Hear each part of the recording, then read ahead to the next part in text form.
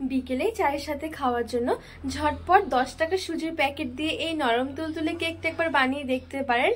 দোকানের থেকে সেরা হবে। আর কেকগুলো এতটা জালিদার আর এতটা নরম তুলতুলে হয় যে মুখে দেওয়ার সাথে সাথেই মিলিয়ে যাবে। নমস্কার বন্ধুরা, নতুন একটা পর্ব দেখার জন্য আপনাদের সকলকে স্বাগত জানাই। আজকে আমি আপনাদেরকে মাত্র 10 টাকা সুজির প্যাকেট দিয়ে একদম নরম তুলতুলে জালিদার একটা কেক বানিয়ে দেখাবো। আর আজকে আমি কেকটা কিন্তু কোনো রকম ডিম ছাড়াই তৈরি করে দেখাবো। খুবই সহজ পদ্ধতি বন্ধুরা, বিকেলে চায়ের সাথে কিন্তু খুবই ভালো লাগে এই কেকগুলো। আর বানানো কিন্তু খুব বেশি একটা ঝামেলার নয়, খুবই অল্প সময়ের মধ্যে কিন্তু আপনারা তৈরি করে নিতে পারবেন। মাত্র হাতে গুনে 2 থেকে 3টি উপকরণ থাকলে কিন্তু হয়ে যাবে।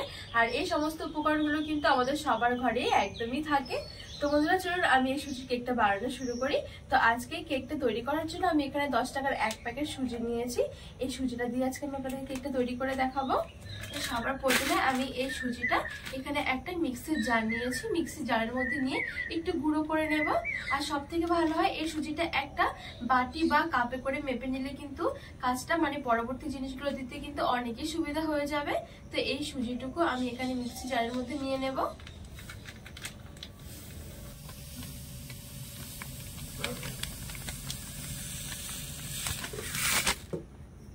এবারে আমি দিয়ে দিচ্ছি চিনি। আর আমার এই সুজিটা কিন্তু মেজারমেন্ট কাপের 1 কাপের মতন হয়েছে। আর ঠিক 1 কাপ সুজির জন্য আমি এখানে নিয়েছি হাফ কাপ মতন চিনি। সুজির সাথে আমি একই সাথে মিক্সির মধ্যেও নিয়ে নেব। এখানে চিনিটা কম বেশি কিন্তু আপনারা করে নিতে পারবেন। এবারে ঢাকনা লাগিয়ে আমি একটু মিক্সির মধ্যে ভালো করে একটু গুঁড়ো করে নেব।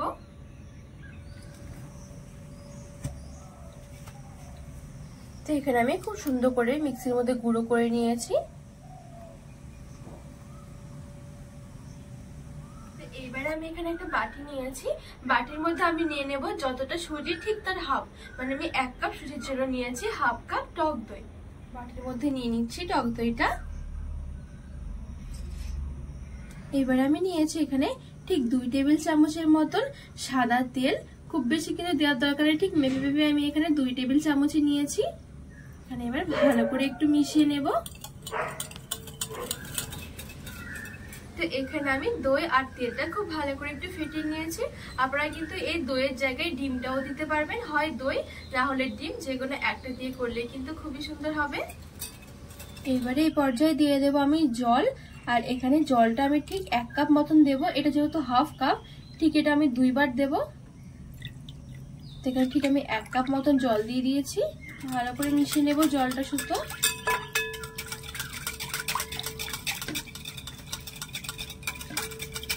জলটা দিয়ে খুব ভালো করে মিশিয়ে নিয়েছি। এবারে আমি যে সুজি আর চিনিটা গুঁড়ো করে রেখেছিলাম, এই সুজি আর চিনির গুঁড়োটা এবার এখানে দিয়ে দেব।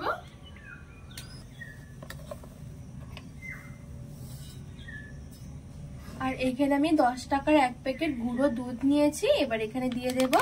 এখানে কিন্তু আপনার এই গুঁড়ো দুধের জায়গায় কিন্তু লিকুইড দুধটা দিতে পারবেন। আমি যে এইখানে জলটা দিয়েছি, জলের জায়গায় কিন্তু লিকুইড দুধ দেওয়া যাবে, সেই ক্ষেত্রে কিন্তু আর এখানে গুঁড়ো দুধটা দিতে লাগবে না। এবারে ভালো করে মিশিয়ে নেব সবকিছু।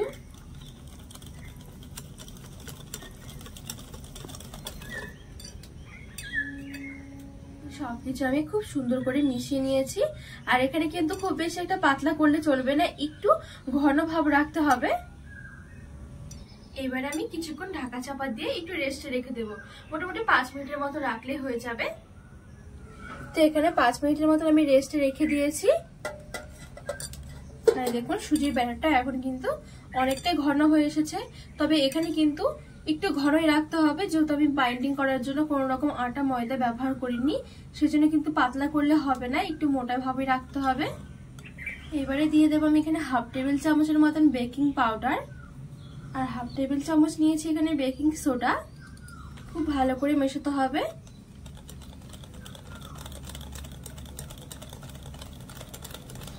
এখানে বেকিং পাউডার বেকিং সোডা দিয়ে খুব ভালো করে মিশিয়ে নিয়েছি। আর অবশ্যই কিন্তু একটু ভালো করে মেশাতে হবে, না হলে কিন্তু একদিক দিয়ে ফুলবে আবার একদিক দিয়ে বসে থাকবে, সেজন্য একটু ভালো করে মেশাতে হবে। তো এখানে আমি ভালো করে মিশিয়ে নিয়েছি।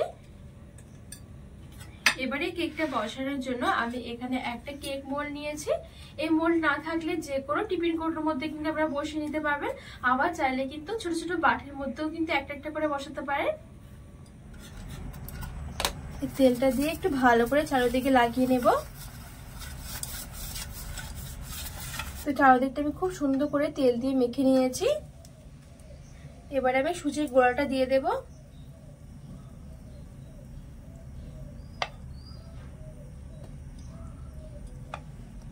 এবার আমি এভাবে করে একটু ঝাঁকুনি দিয়ে ভেতরে যে এক্সট্রা হাওয়াটা আছে আমি বের করে নেব। এবারে কড়াই বসিয়ে আমি কড়াইটা একটু গরম করে নেব। তো মাঝখানে আমি এখানে একটা স্ট্যান্ড বসিয়ে দিলাম আর একটু ঢাকা চাপিয়ে দিলাম। প্রথমে একটু কড়াইটা আমি গরম করে নেব। তো এখানে আমি কড়াইটা একটু গরম করে নিয়েছি।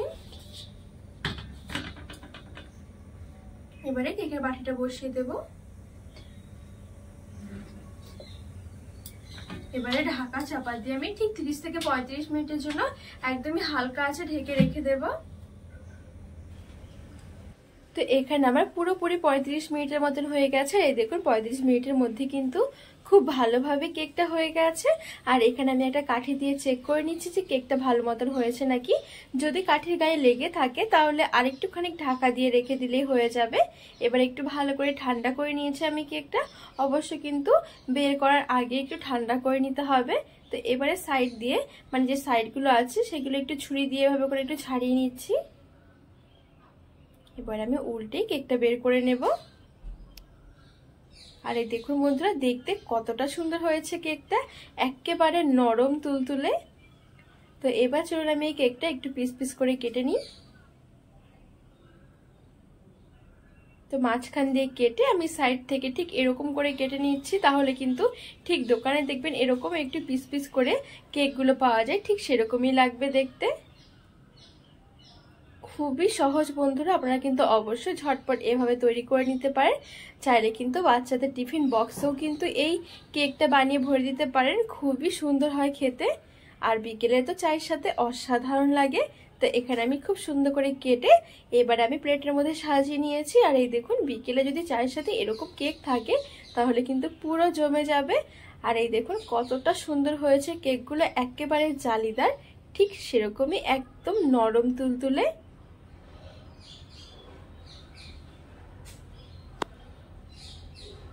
তো বন্ধুরা, আজকে সুজির কেকের রেসিপিটি কেমন লেগেছে অবশ্যই কিন্তু কমেন্ট করে জানাবেন। আর রেসিপিটি ভালো লাগলে চ্যানেলটিকে সাবস্ক্রাইব করে পাশে থাকা অনুরোধ রইল।